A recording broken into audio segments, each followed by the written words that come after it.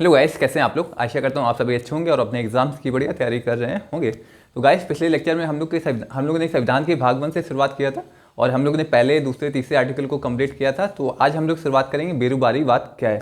तो इससे पहले जो नए विद्यार्थी इस चैनल से पहली बार जुड़ रहे हैं तो उनसे रिक्वेस्ट है कि पहला लेक्चर भी देख लीजिए, जिससे आपको संविधान के पहले दूसरे आर्टिकल क्लियर हो जाए। तो फिर आज हम लोग शुरुआत करते हैं बेरोजगारीवाद क्या होता है। और जो विद्यार्थी इस चैनल से पहली बार जुड़ रहे हैं तो इस चैनल को सब्सक्राइब करिए, शेयर करिए, क्योंकि इस चैनल पे हम लोग GS2 का पूरा सिलेबस, IAS और PCS का जितना भी GS2 का सिलेबस होगा उसे कंप्लीट करेंगे। उसके बाद हम लोग ऑप्शनल में राजनीति विज्ञान का जितना भी सिलेबस बचेगा उसको कंप्लीट करेंगे। तो आज हम लोग शुरुआत करते हैं बेरोजगारीवाद क्या है। बेरोजगारीवाद पे आने से पहले हम लोग कल का रिवाइज कर लेते हैं कि पहला दूसरा आर्टिकल क्या था। तो एक बार हम लोग का रिवीजन भी हो जाएगा, फिर हम लोग बेरोजगारीवाद को पूरा आसानी से समझ सकेंगे। तो पहला आर्टिकल क्या था कि इंडिया अर्थात भारत राज्यों का संघ है। तो भारत संघ में सभी राज्य शामिल होते हैं और संघ का इंग्लिश में क्या अनुवाद होता है, यूनियन। इंडिया अर्थात भारत राज्यों का यूनियन है, अर्थात जो भी राज्य हैं वो संघ से अलग नहीं हो सकते हैं। तो इसलिए भारतीय संघों को क्या कहते हैं, विनाशी राज्यों का अविनाशी संघ, क्योंकि संघ का विखंडन नहीं हो सकता लेकिन राज्यों का विखंडन किया जा सकता है।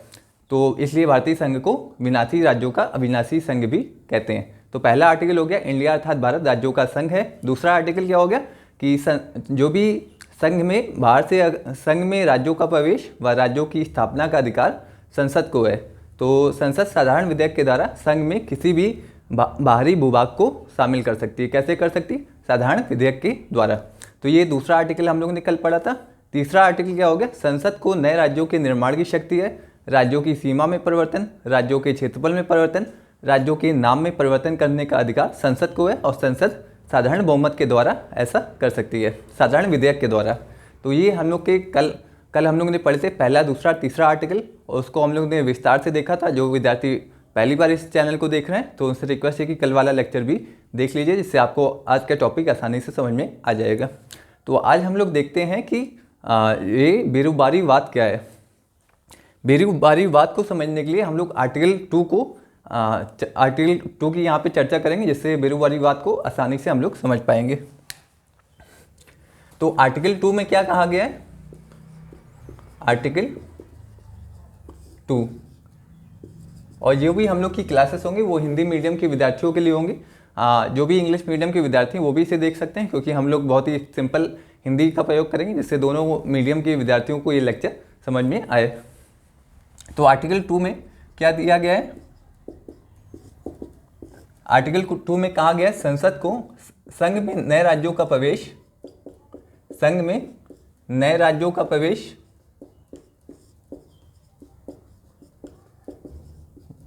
व राज्यों की स्थापना का अधिकार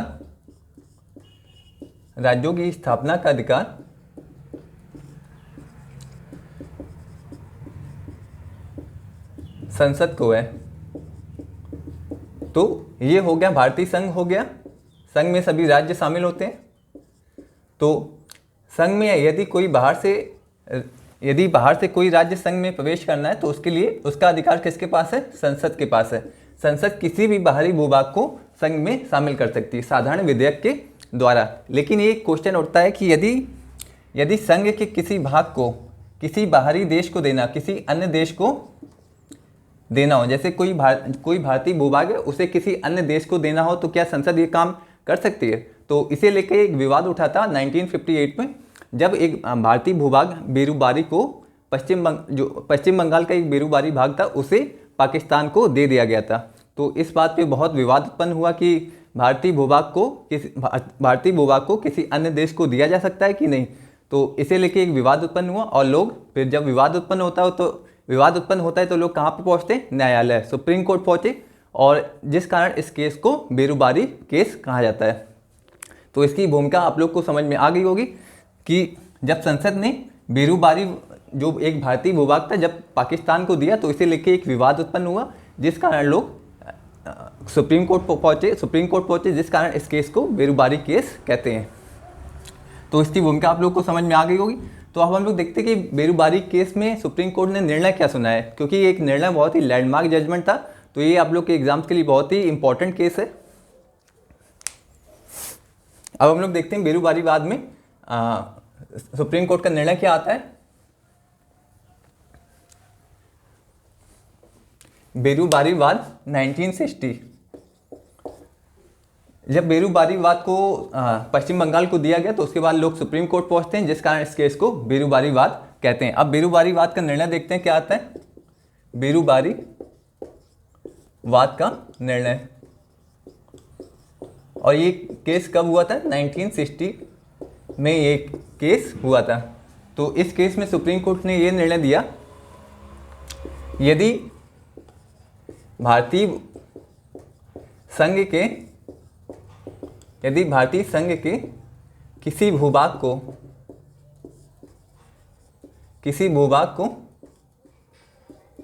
किसी देश को देना है, किसी अन्य देश को देना है, तो संविधान संशोधन संसद को संविधान संशोधन करना पड़ेगा। तो बेरूबारी वाद में सुप्रीम कोर्ट ने क्या निर्णय दिया? जैसे भारतीय संघ का कोई भी भूभाग किसी अन्य देश को देना है तो संसद को संविधान में संशोधन करना पड़ेगा। बिना संविधान संशोधन की संसद भारतीय भूभाग को किसी भी अन्य देश को नहीं दे सकती है। जबकि क्या हम लोगों ने सेकंड आर्टिकल में क्या पढ़ा था? जैसे कोई भी बाहरी भूभाग भारतीय संघ में शामिल करना है तो वो साधारण विधेयक के द्वारा संसद कर सकती है। लेकिन यहाँ पे क्या हो रहा है? यदि भारतीय संघ का कोई भूभाग किसी अन्य देश को देना है तो उसके लिए हमें संविधान में संशोधन करना पड़ेगा। ये सुप्रीम कोर्ट का एक लैंडमार्क जजमेंट था और ये कब आया था? 1960 में। तो ये लैंडमार्क जजमेंट आया 1960 में। उसके बाद हम लोग देखते हैं कि बेरूबारी वाद के लिए कौन सा संविधान संशोधन किया गया। जब ये निर्णय आया तो सुप्रीम कोर्ट का निर्णय मानने के लिए सभी बाध्य हैं। तो इस निर्णय के बाद एक संविधान संशोधन किया गया, जिसके बाद बेरूबारी जो भूभाग था उसे पाकिस्तान को दिया गया। अब हम लोग देखते हैं संविधान संशोधन कौन सा था वो वाला। तो इसमें क्या क्या? भारतीय संघ के किसी भूभाग को किसी अन्य देश को देने के लिए संसद को संविधान संशोधन करना पड़ेगा। तो इस निर्णय के परिणाम स्वरूप संविधान संशोधन हुआ।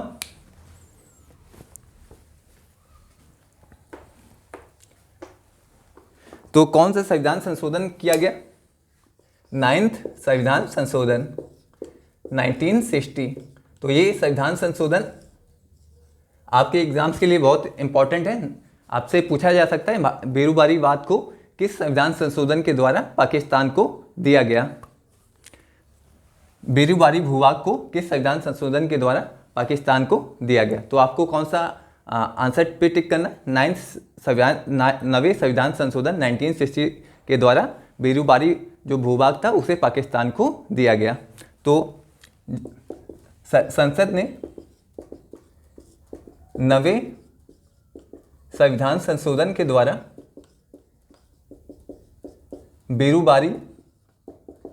बेरूबारी कहाँ पे स्थित है? बेरूबारी पश्चिम बंगाल में। अब नहीं है, पहले था, पश्चिम बंगाल में स्थित था। तो 9वें संविधान संशोधन के द्वारा बेरूबारी को पाकिस्तान को दिया गया।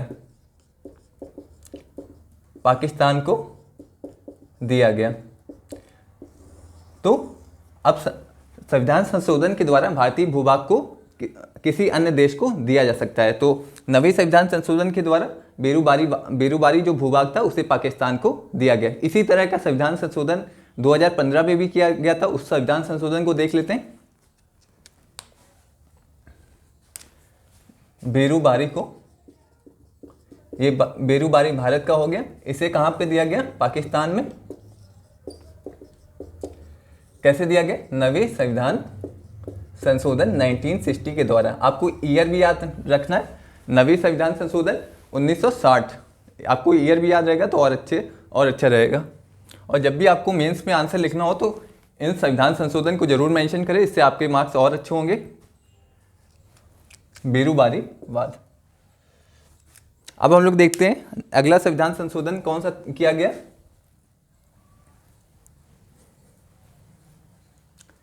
तो अगला संविधान संशोधन 119 संविधान संशोधन 2015 में किया गया।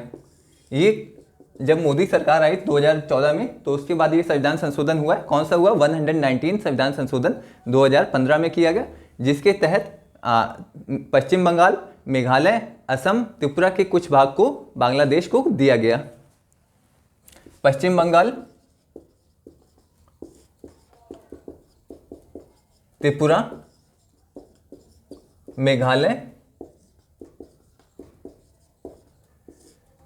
और त्रिपुरा, मेघालय, असम के कुछ भाग को कहां पे किसको दिया गया? बांग्लादेश को दिया गया। किस संविधान संशोधन के द्वारा? 119 संविधान संशोधन 2015 में, जब मोदी सरकार आई शासन में, मोदी सरकार के समय। कुछ भूमि हमने बांग्लादेश को दी, कुछ भूमि हमने बांग्लादेश से ली, केवल दिया ही नहीं, कुछ हमने लिया भी उनसे। तो संविधान, अब इससे स्पष्ट क्या होता है? संविधान संशोधन के द्वारा हम भारतीय भूभाग को किसी अन्य देश को दे सकते हैं, जबकि अगर हमें किसी अन्य देश से कोई भूमि लेनी है तो उसके लिए संविधान में संशोधन की आवश्यकता नहीं है। तो इसे एक डायग्राम से देख लेते हैं। तो ये हो गया भारतीय भूभाग, भारतीय भूभाग, और ये हो गया कोई विदेशी भूभाग, विदेशी भूभाग।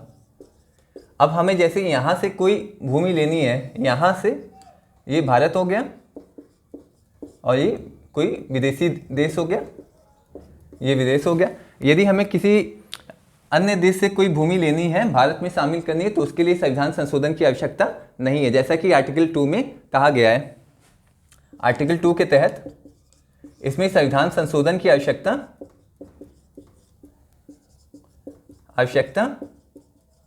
नहीं है।